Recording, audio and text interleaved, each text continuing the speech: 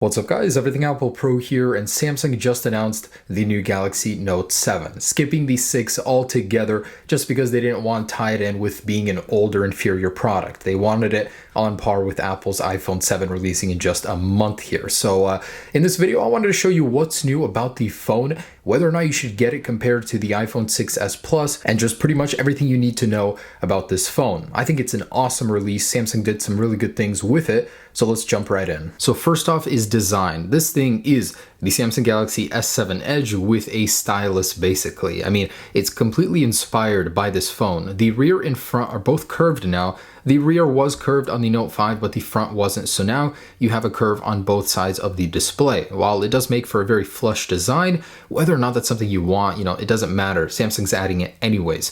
Now the curve isn't as severe as the Galaxy S7 Edge, but it certainly is there. And of course it comes with all of the curve features that come on the S7 Edge. And if you guys thought the Galaxy Note 5 was a chunky little monkey, the Galaxy Note 7 is even thicker. So compared to 7.6 millimeters of the Note 5, it comes in at 7.9 now. And that's thanks to a bigger battery and all this new tech, of course, but it is a bigger phone. And the Galaxy Note 7 is now water resistant. So the same resistance as the IP68 on the Galaxy S7 Edge is now on the Galaxy Note 7. You never know when you're on a business trip, you just want to go take a swim. You don't want to take your phone out of your pocket. It's going to be a good thing to have. Also, the S Pen has been upgraded. So now the very tip is, instead of being 1.6 millimeters, just 0.7, I guess to match to the name, allowing for more precise input on the display. It comes with a ton of new software, tweaking, features, all that good stuff. And you can no longer put it in backwards. So a lot of people would get their styluses stuck in backwards. Now you can no longer do that. It was actually kind of funny at the event. They made a jab at Apple saying you don't need to purchase it separately and you don't need to charge it. So it's pretty much the ultimate stylus without a battery built in. Of course, it's not as advanced as Apple's. So that one has a whole bunch of tilt detection, a lot of cool goodies that this one doesn't, but still, for a stylus that doesn't have a battery, it is quite impressive the things that it can do.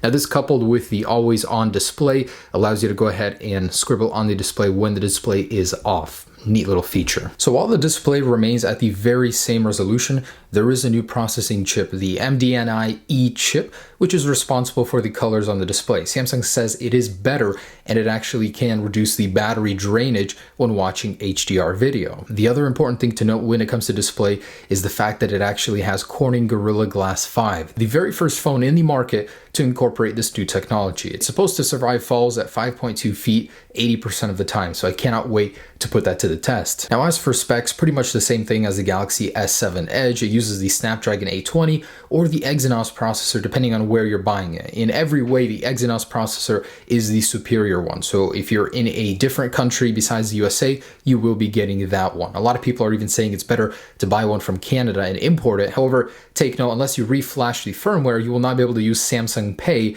if you're using an Exynos processor in the USA. A lot of people thought the RAM would be upgraded to 6 gigabytes. However, it wasn't. It is remaining at 4 for this year's Galaxy Note 7. So the battery has gotten bigger. That's why the phone is now several millimeters thicker. It's at 3500 milliamps right now versus 3020 of the Galaxy Note 5. Certainly an improvement, but not as big as the S7 Edge, which is the thinner phone. Surprisingly, that one has a 3600 milliamp battery. It now comes with wireless charging thanks to the all glass back design. However, it is not Quick Charge 3.0. Officially, it can support it, but it doesn't. It has Samsung Adaptive Charging, which is about the speed of Quick Charge 2.0. It also does have removable storage, so now you can support up to 256 gigabytes on the micro SD slot, and officially the base storage is 64 gigabytes. So for $850, this competes directly with the 64 gigabyte iPhone 6s Plus. As for the cameras, this is using pretty much the very same sensor as the Samsung Galaxy S7, meaning it won't protrude as much.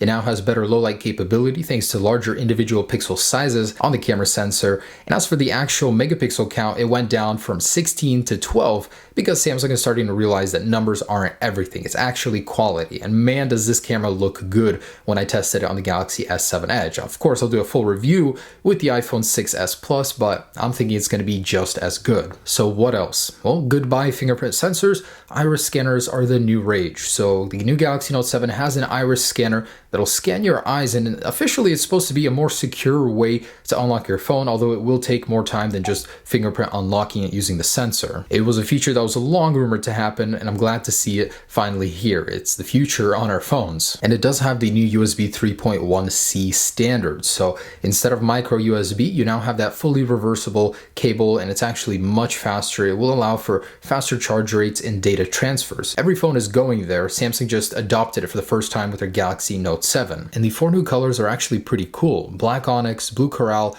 Gold Platinum, and Silver Titanium, the new color that was introduced with the Galaxy S7 Edge. So yeah, there it is, guys. That is the new Galaxy Note 7. Pre-orders start tonight on August 2nd, and the phone will actually be out on August 19th. And yeah, guys, that is the Galaxy Note 7. Not a very exciting update. I think it's what the Note 5 should have been to begin with, but hey, at least it has been updated. It's got a lot of good stuff going for it. Wireless charging, waterproofing, bigger battery, micro SD, like all this good stuff that the S7 Edge first introduced and what made it a hit. So I see this thing being a really popular phone. Now, whether or not you should go for it over the iPhone 6s Plus, personally, I think you guys should wait about a month, just 1 month. The iPhone 7 Plus will be announced, and that will be the fair fight. Right now, the 6s Plus isn't evenly matched. It's using slightly older technology, not on the same release schedule. So really, my advice is just to wait and see what the iPhone 7 has to offer before choosing whether or not you want to buy this or that. But if it comes to this or the iPhone 6s Plus,